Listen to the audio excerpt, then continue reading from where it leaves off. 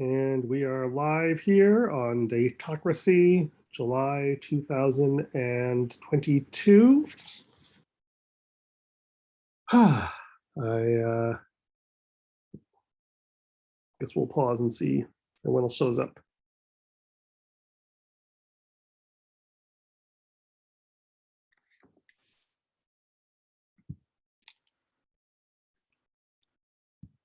Hello, Ernest. Hello, Ernest. How are you doing?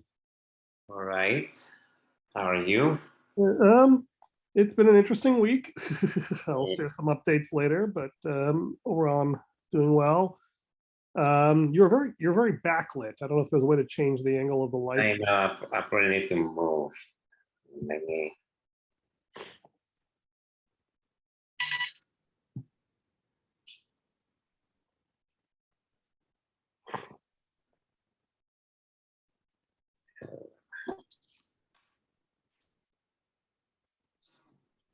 You look like you're being held in a secure, undisclosed location. Oh, me? Yeah, because it's all white, and then you're like basically a silhouette. Yeah. Oh, much better. This should be better. Than a face.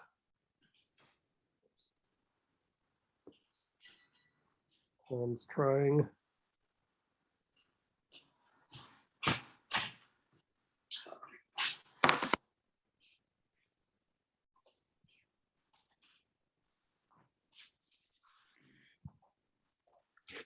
Do you have any, do you have time to put together any sort of presentation or a pitch? I wanted to have a presentation, but I don't have one. I have a collection of ideas and thoughts. I don't have a... This is the story of your life, isn't it? Yeah, yeah. But yeah, I hope by next time I do have a, or I hope that as time goes on, I can generate a compelling pitch and compelling, because so, you know, at church, I was thinking at church is a collection of people. I don't have people yet, so what is this? It's just ideas to get people. Right. So the hard part is like first having a, you know, an artifact, you know, whether it's a manifesto or a poem or a video or something, which is you're inviting people to join this thing, right? Or what do you stand for, and then hope that you can attract people around it. Yeah, like well, I've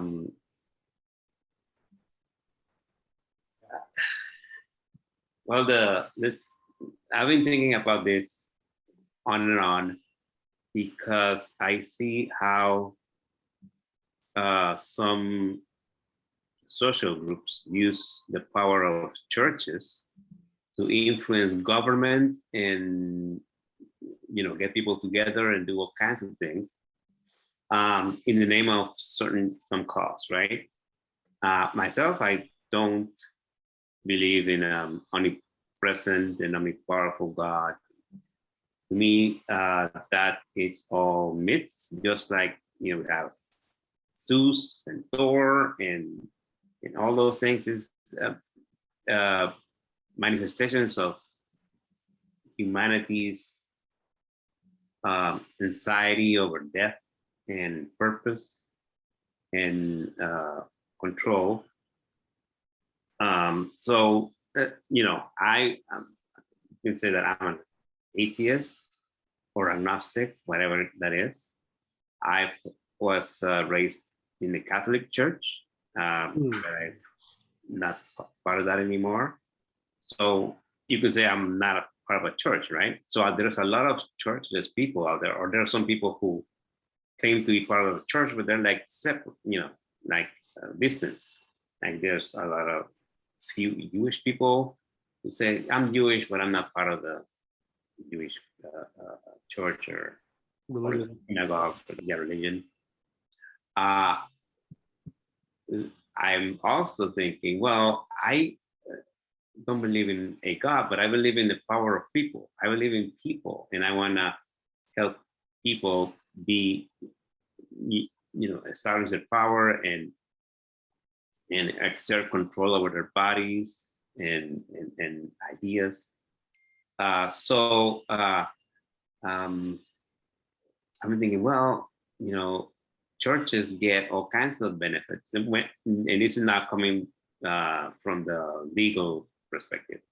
Churches have all kinds of benefits. They don't pay taxes. If they're a 501c entity, they get to do things like there's a lot of things in the news. Like there's this in the Supreme Court. There's this coach who used to pray at the end of games, and the school district, the school district said no, you can't. Separation of church and state, blah blah blah. You cannot pray, at the end of games. But then the Supreme Court says, well, freedom of speech. They say he can do that. So now we have a situation where prayer in school is legal. Well, and there's also the case of the book banning in Florida and in other states.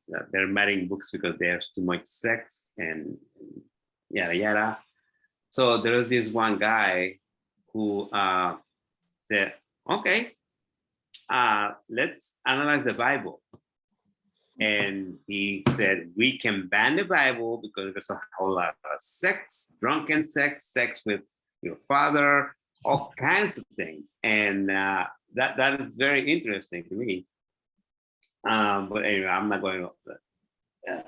So I think one useful segue from there is I think that one reason why church has all these weird legal and political and social privileges is because it's sort of prior to most of our modern nations, right? So the Roman Catholic Church existed as sort of a unifying force in Europe before France and Germany and England kind of evolved as separate countries.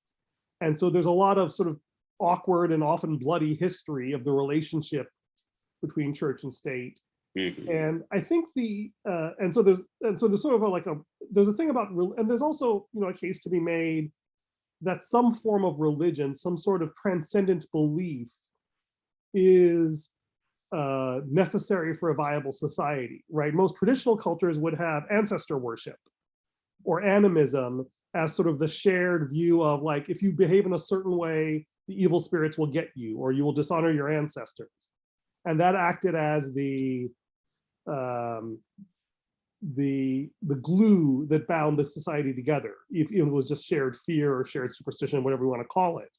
Mm-hmm. And one of the challenges we have today is that we've lost a lot of our shared myths or shared meaning, and that creates a lot of angst and divisiveness and inappropriate behavior. And so, it's a noble goal. It's a heavy lift, but I think it's definitely worth. I mean, if you were Tom, you would already written a book about this week, right? So, yeah. But at least trying to figure out what is the core thing. Maybe give you a question to ponder for next week. Mm-hmm. Who do you want to include, and who do you want to exclude? And that's just right now. Okay, what is that? Guided by tenets, there's this church guided by tenets. So I want to call it humankind, right? Mm-hmm.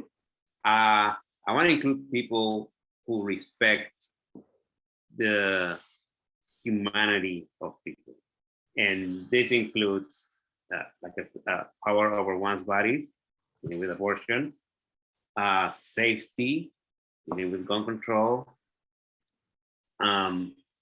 justice and fairness. So I think those things should be universal, but some people don't believe in that. Some right. people. So I think the challenge is you have a list of issues. Mm-hmm. I think the challenge is to focus that into a coherent set of consistent set of rigorous tenets, right? Because okay, you believe that people have control over their own body, but you believe people do not have an intrinsic right to carry guns. No, that's not what I'm saying. I'm saying Oh, as but an so, individual, I should be safe from people. I'm not saying that people cannot carry guns. I'm just saying, okay, if you're in a school, you should feel, and parents should be comfortable leaving their kids in school, knowing that it's in a safe environment. When I first came, no, back in 2000, back in 2000, around 2000, when what if the first, well, the most, the oldest, most recent school shooting. The mhm. two guys, two boys. What is it? Lee Klebold and whatever. I forget the school name. So okay, but yeah, so Columbine. Columbine. right, Columbine, When right. Columbine happened, So I was right, but red. here's the trade-off, I think, Ernest. So, Mm. for example, China doesn't have a problem with school shootings. Well, but China is. But no, but let's play this out, right? So the issue is that, A and this is a whole bunch of fundamental countries. tension that I would love to hear you articulate in a way, right? Is that if we have a very strong central government that rigorously enforces certain rights, right? And this is the Texas mentality. It's like, yeah, you could guarantee all those rights for other people by having a really strong government, like where we have a central court that imposes rules on the entire country, and bans certain things that will make certain people feel safe, Mhm. at the price of putting an awful lot of trust in the central government. And there's a lot of people who would say, no, I refuse to trust the central government that much. And so the interesting thing is, can you articulate how you draw that line of how much central protection you give without turning into China? Because I'm not Oh, saying you can't do that. I'm saying mhm. that's the hard question you need to answer, because that's usually where people end up fissuring or getting confused. Well, you don't have to go to China. You can go to New Zealand, for example, right? They're Mhm. not China. Right. They're And also a tiny country with more yes, sheep than okay, human beings. well, Yeah. Right. So I'm saying, like, in small communities, this works really well. We have not had a good example, and America is an open experiment on this, whether you can have a large pluralistic country. And sorry, I'm saying that's the question you need to answer, right? And we can talk about it there. I think we've rambled enough. Tom's been extremely patient. Let me let him weigh in. all right. Hey, Tom. Hi, sorry, I'm at my summer cabin. Can you see the fjord out there? Is that is that where the regatta was last week? Yeah. Yep, that's right. There was. So this is anyway, but long story short, it also means that I am using my mobile telephone as my primary internet, and Ah, it's dodgy. But I just ordered my fiber. They've just installed fiber here for the Wi-Fi, so I'll have that in a week or two, and that problem is over. But we've had this problem forever.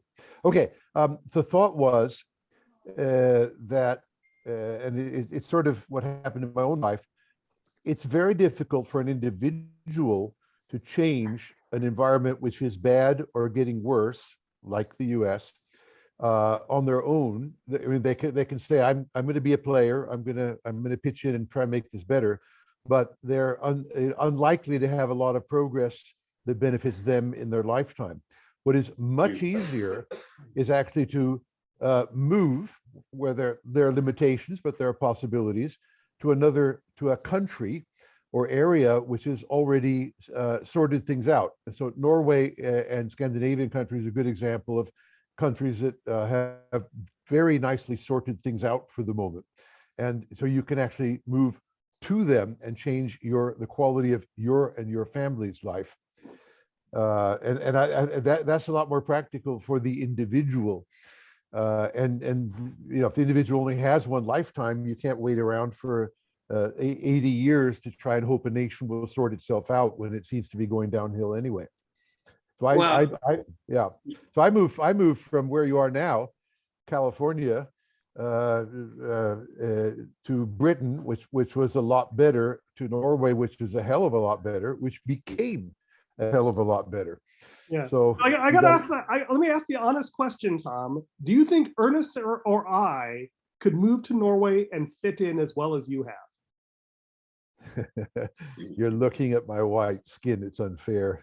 Well, I'm asking, you can give me whatever honest answer you have, but I feel like I can ask that. Well, actually, we have a lot of Black citizens here, including in our family.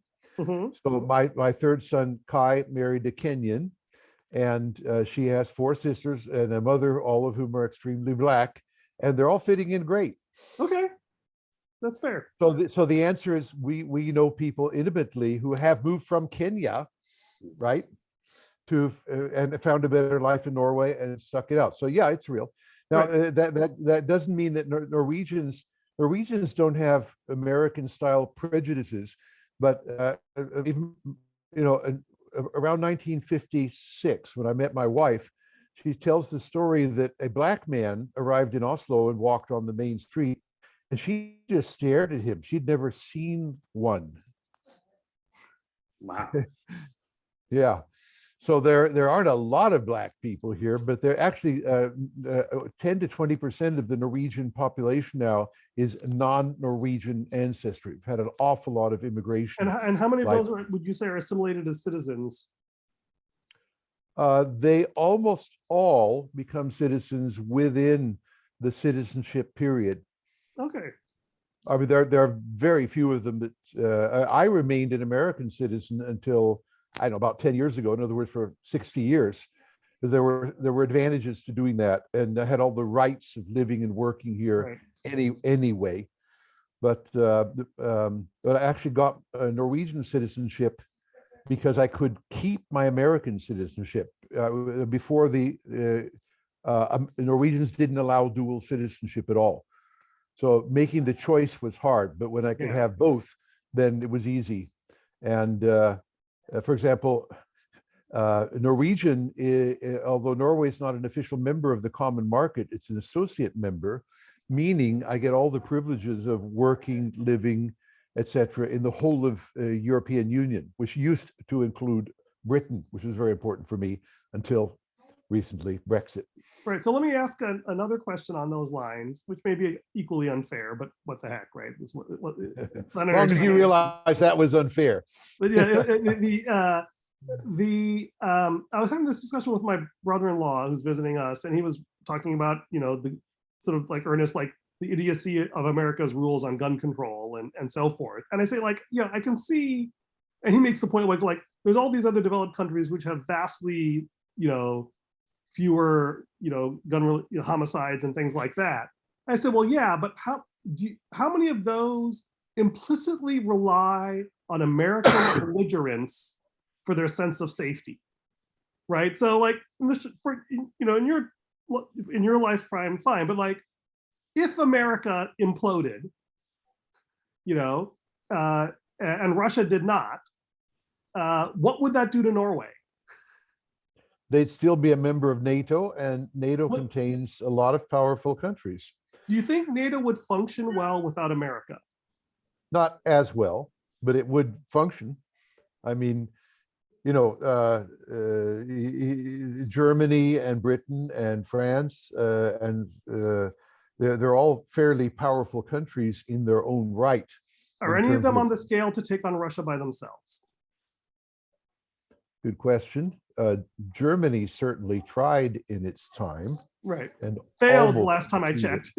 Well, yeah, but I mean, that one country alone gave Russia a hell of a fight. Right. I mean, it's a fair question, right? What was the role of NATO was to keep the Americans in, the Russians out, and the Germans down, right? That was sort of at least something like that. Yeah. Something close. So it's like, it is possible that if America detached and it became, imploded or became perfectly isolationist, that, I mean, it seems odd. It feels like it wouldn't be NATO at that point, right? If it's not the US, it's something else where somehow Germany, France, and but England, your question was completely hypothetical, and it's not a real reality we have to deal with. America is there. So I could just as well say, if half of Russia disappeared and Putin died, wouldn't, but let's stick with what is. But no, I because mean, it is. but this is the point that Ernest is addressing as a counter to your claim. Like, hey, well, you say like that's true from a relatively rational perspective. Leaving the country to a place that's well run is a viable option. But the alternative question, which I think is a fair one, is that, well, is that just delaying the reckoning? Like, are these real issues that have to be addressed eventually? And if we just hide from them, we're just putting off the reckoning.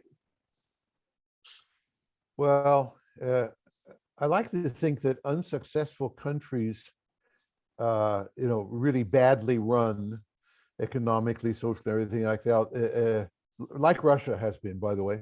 Yeah. And the US is doing awful things to itself. In a sense, I like the free market of people idea a lot. That that people should be able to move to good countries and move away from bad countries. And at some point, the bad country might say, hey, and this is happening in Russia right now, all the good people are leaving and we can't afford this. Maybe we should be nice. Right. Well, so fine. But then the question is, what does that even mean? Right? Can you be nice and stay Russia? Right? Does Russia have to devolve into a series of smaller stans for it to be able to survive? No. Okay. Well, they either do or they don't, because if they don't, their loss of tremendous amounts of intellectual capital and is gone forever. Right. And I would say, who cares? Who cares? So for Russia, we can say we don't care if Russia implodes. I would make the argument, and it's not a particularly pleasant argument, but I think it's a fair one, that the world had the free world has been basically held together by a combination of envy and anger at America. That America's been the de facto emperor, the Pax Americana for the last century. Roughly, give or take 30 years. Yeah, right? roughly. And so the point, what I have discussed in my reading of history, having an incompetent emperor is bad, but having no empire at all is usually worse by most metrics. Okay, right? let's stop a moment. Now, let's take little Norway, population 5.5 million, right? having no empire. Well, okay, it's doing great on any measure come on. you want. How much does Norway outsource national defense, international economic management to the US? How much of Norway's, what I'm arguing is that we've been in a Pax America, an informal empire for the last 70 years since World War II, where America says, I will guarantee the stability of the international system so the rest of you don't have to worry about it. That's the claim I'm making. And that if America were to implode or disappear, then a lot of the things we just assume, like the United Nations, like the ITU, like a lot of these things, that it's not clear that they are able to function on their own. No, but history is any guide. Empires do disappear. Right, and what happens afterwards?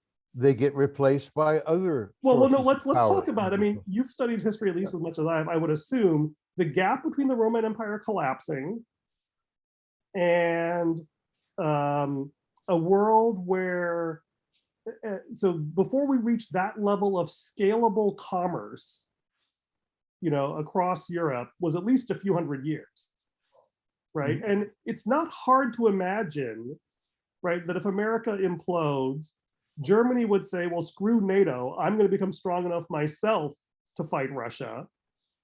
Oh, yeah. Right? Sure. And it is not hard to imagine ways that could go bad. It's not, I mean, I would like to think we've learned a lot in the last 100 years, but the argument here, and this is where I think, getting back to Ernest's point, is you need to have some either structural system that maintains a sense of commonality, or you have to have a shared transcendent purpose. And right now, America has basically acted as the underwriter of most of the institutions of what we consider the free world. And if America stops doing that, we would need to develop new ones to replace it. Are you working up to 4th of July? Ha. No, I'm working up to Datocracy. No. Oh, Okay. let me go back to Okay. my individual view. Yeah. So I wasn't thinking global economics and social political, stuff. I was thinking, because that's where I start. I start at the individual, and as we were saying, let's take the shooting in Uvalde, right? A lot of things that are supposed to protect people and kids were in place. Mhm. Well, they were supposed to be in place, but the governor took them out. For example, don't sell guns to people under 21. Mhm. They don't care. They just, no, we don't need that. Whatever. We don't want to NRA, restrict. We don't want to restrict the autonomy of individuals who want to buy guns. That was the choice they made. They took out the red flag law. So, I don't know if it would have worked in this case, but whatever. Yeah. They had the 19 good guys with guns. That didn't work. One little boy with a powerful weapon kept those people out of the classroom and other stuff. But that's the main one. Right, so Ernest, we can all agree that that individual incident was horrific. Okay. And it's also true that, from that narrow lens, that governor was an idiot. No question about that. Okay. But the question is, right, if you want to if you want to just start a protest and just complain, go for it. Okay. That's easy enough. There's value in that. But if you actually want to fix the system, then you need to understand what is the good thing that people are doing a bad job of defending, which makes them create those stupid decisions, right? Well, this is the interesting Datocratic question. And actually, this is probably a good point to shift to the Google Doc from last week, right? Which is that and I realize I've made up some of these numbers here just to fit in work your comments into this. But I think there are things which there's sort of, what's the right way of saying this? We all have prejudices, things we like and dislike, whatever. But in order to be able to make decisions together, we need to sort of agree at a deeper level about some things that are true and that we believe in more than we care about winning or losing any specific individual fight. That's the idea of a shared worldview, I guess. Well, right? One of my as opposed to merely just agreeing about opinions. Yeah, a shared worldview right now is, to me, it's impossible. I mean, there are people on the right, there are people on the left, and I don't see any possible way at this moment of these people getting together. So when I talk about being safe, a guiding principle, I mean, okay, so I cannot be safe in public schools. Well, let's homeschool, or let's create a community school system where we do feel safe. Mm-hmm. That if that's a principle, then yeah, I can't have my kids in public school because they are not safe. As a person living in Uvalde would say. So, and a lot of people have said, I'm going to take my kids out of school and homeschool or whatever, right? So that will mean either a family teaching environment where they can feel safer than at a school, or a community type thing that they get together and as a community, they might, as a community, teach their kids in a safe environment. So the point is not to solve the problem immediately, but to give people the technology that they need to communicate their thoughts. Forget Facebook and Twitter, or something more direct that is not controlled by corporations and the profit motive. So I'm talking about an infrastructure, a digital infrastructure that allows people to trust each other and to get closer, not influenced by money or ads. So that's what I'm talking. It's like similar to what the Amish do, or communities like that. I used to think that was like, ew, that's untenable. That's not technology. But I think they're pretty safe. I haven't heard school shootings in the Amish community. Right. Yeah. They are kind of happy. So I know it's kind of like, okay, you're talking about separatism, blah blah blah. Well, if you build yourself around a community that you trust and whose ideals you share, why wouldn't you just say goodbye to the modern world and just make your own community? Right, but the Amish have not said goodbye to the modern world, right? They sell products in the market. They but very mindfully do you see how they make cheese and like, okay, yeah, they make like electronics, like microwave ovens were made by the Amish, right? Yeah, but do they have a quantum computer? Right, but they're very picky about which technologies they adopt. But my point is that historically, peaceful communities who mind their own business and are self-sufficient get wiped out by neighboring tribes.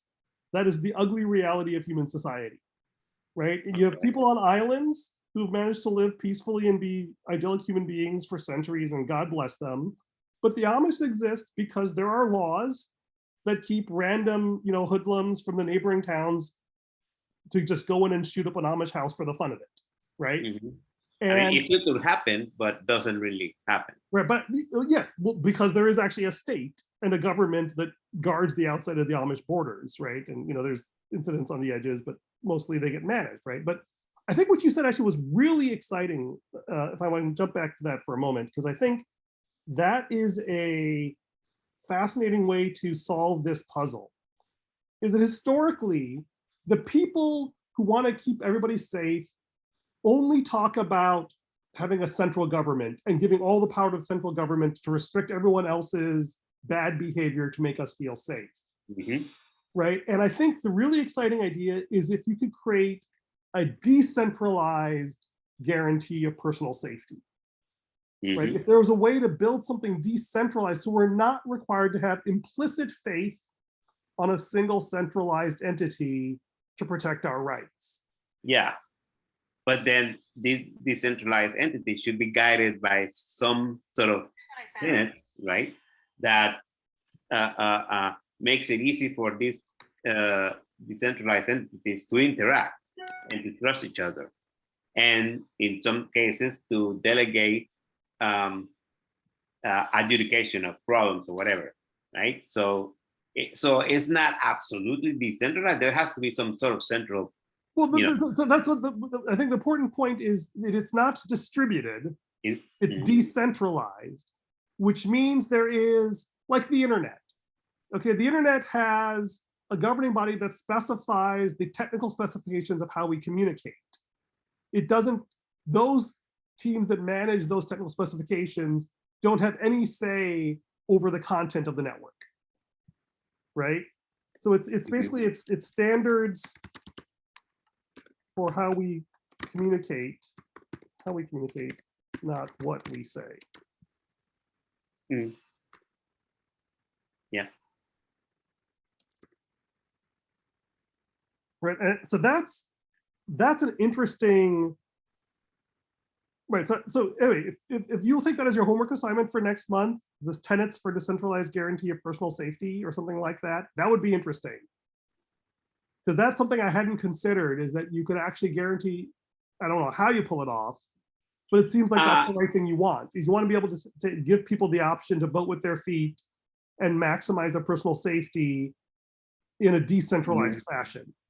And I don't mean just physical, I actually also mean digital, like sure, control your digital data, without the intervention of any for-profit entity. Right, but at the same time, you want to keep the for-profit. You want something strong. This has always been the problem, is it's easy to rail about big business and them abusing stuff. But I don't know if I've heard it said, Tom, I don't know if this is true, is that America historically has been suspicious of government, but tolerant of big government, but tolerant of big business, whereas Europe is suspicious of big business, but tolerant of big government. I didn't say it, but it sounds like something reasonable simplification. Right, and the problem and one big reason we have this divide in America is that people say, well, big government is a danger, and therefore we need to have wealthy individuals and local autonomy. And then the other side says, well, letting everyone do whatever the hell they want exploits the poor and marginal and the weak, and we need a strong central government to make a bunch of rules to keep that from happening. And we go back and forth. And the reality is both sides are kind of right? There's lots of dangerous things with having a big, strong, all-powerful government. And there's lots of horrible things about just letting individual states and individual companies do whatever the hell they want without care for the consequences. And if we could find a third way of having a decentralized solution to that, that would be amazing. Yeah. All right, I got 4 minutes left. I need to give you guys some updates. Go ahead. One is that I got laid off on Tuesday from my day job Oh, at Natto. And it was a bit earlier than I was expecting, but I was kind of seeing it coming. And so in most ways, I'm relieved. I'm already in conversations with a bunch of people, including Anish from this podcast, about my next steps. My latest project, which maybe I'll show you next week, is to reinvent the data science notebook, which is the backbone of machine learning and things like that. On a minor note, I just tested positive for COVID today. So I'm self-quarantining in my bedroom. And it's like, it's great. I literally have nowhere I need to go. So it's a good time to just sit around and write software. all right.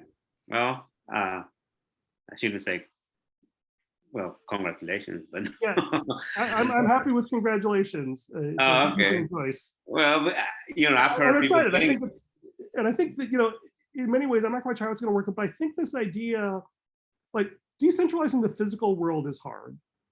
But decentralizing the digital world is at least conceivable, right?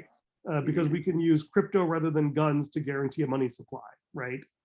And if we can do it in the digital world, then maybe that'll give us a clue about how to do it in the physical world.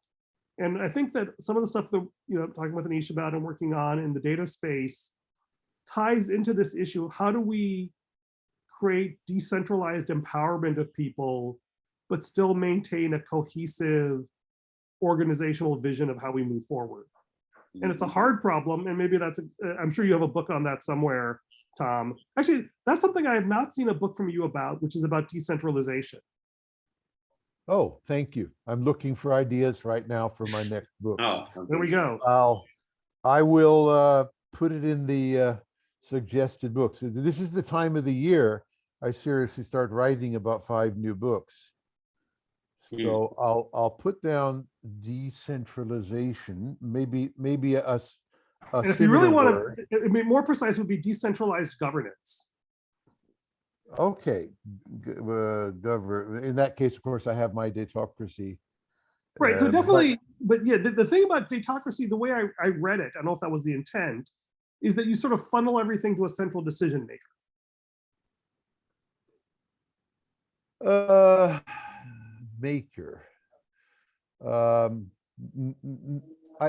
That's alien to me, but we probably don't have time to discuss it. But I would say no. There may be a network in the cloud that helps translate the individual's values into a decision, and that decision can be given to the appropriate party, which can be anywhere. Right, and I guess so I don't see any centralization there. Certainly what you wrote was consistent with that, but the exact dynamics of how you draw that line, which powers you devolve to the edge, which standards you need that are sort of universal across the community, like the devil in those details is the interesting thing. Right. Well, I've at least written down the idea with the data on it.